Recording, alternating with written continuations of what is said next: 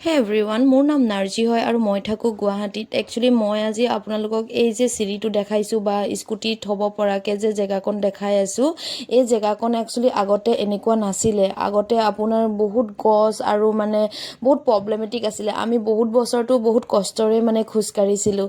চ' সঁচাকৈ বহুত প্ৰব্লেম হৈছিল আমাৰ। তাৰপিছত আমি মানে এই অলপ কাম কৰি দুই পইচা গোটাই আমি কামবিলাক আৰম্ভ কৰালোঁ। একচুৱেলি আগৰ পৰিস্থিতিটো আছিলে আপোনাৰ এনেকুৱা, মানে ডাঙৰ ডাঙৰ গছ আছিলে। আমি নিজেই খোজকাঢ়িবৰ কাৰণে বহুত প্ৰব্লেম হৈছিল। আৰু এইজোপা যোনজোপা উঘলাই আছোঁ গছ, এইজোপা একচুৱেলি বিৰাট বিশাল এজোপা শিলিখা গছ আছিলে। একচুৱেলি গছ কটাব নালাগে, কিন্তু গুৱাহাটীৰ নিচিনা জেগাত মানে এনেকুৱা গছ ৰখাটোও বহুত ৰিস্ক হৈ যায়। ওচৰৰ নেইবাৰ্ছবিলাকে মানে বহুত কমপ্লেইন কৰে আৰু যে বতাহ দিলে মানে ভয় লগা হয় বুলি, আৰু লগতে আপোনাৰ মানে পাতবিলাক সৰিলে মানেও বহুত হাল্লা চিল্লা কৰে আৰু।